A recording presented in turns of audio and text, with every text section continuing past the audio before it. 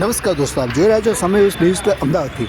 આજે અમદાવાદમાં મકર સંક્રાંતિનો તહેવાર ધામધૂમથી ઉજવાઈ રહ્યો છે અને આ મકર સંક્રાંતિ ઉપર ઊંધિયું જલેબીનું મહત્ત્વ વધારે હોય છે। એટલે આપ જોઈ શકો છો સવારથી દુકાનોમાં ઊંધિયું જલેબી લેવા માટેની લાઈનો લાગી છે અને રજાનો દિવસ હોવાથી લોકો નાસ્તો લેવા બી નીકળતા હોય છે। આજે 11નો વિશેષ દિવસ અને મકર સંક્રાંતિ બે સંજોગ ભેગા થતાં આજે બહુ મોટી સંખ્યામાં લોકો આજે 11નું બી પાલન કરી રહ્યા છે અને સાથે સાથે ઊંધિયું જલેબી જે બનાવે છે એને ખાય છે એના માટે બી લોકો ત્યાં આગળ લાઈનોમાં ઊભા છે। આપ જોઈ શકો છો કે મોટી સંખ્યામાં લોકો ઊંધિયું જલેબી લેવા માટે વહેલી સવારથી લાઈનમાં ઊભા છે।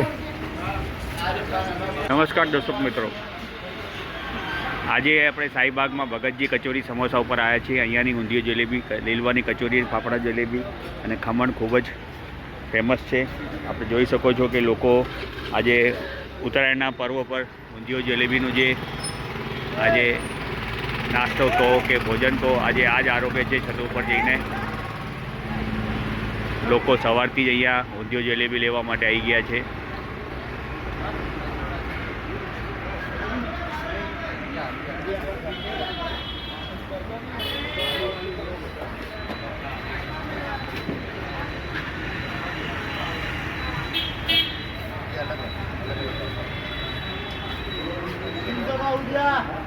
मेरा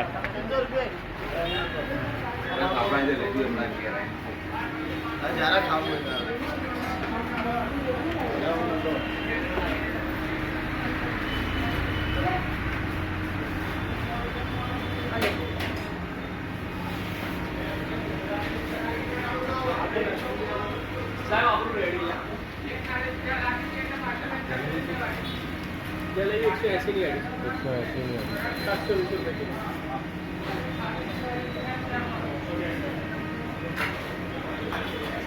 जलेबी कर दो, 500 इधर। તમે ઊંધિયાનું જે તમારું બહુ ફેમસ છે તો એના વિશે થોડું બે શબ્દ જણાવશો। આપણે ભગવાનની દયા છે અને ઊંધિયામાં ક્વોલિટી વાઇઝ અને ભાવમાં અને બહુ વ્યવસ્થિત ભાવ છે આપણે। તો આજના દિવસમાં ઊંધિયાની શું મહત્વ છે કે લોકો ઊંધિયા માટે આટલી બધી લાઈનો લગાવે છે?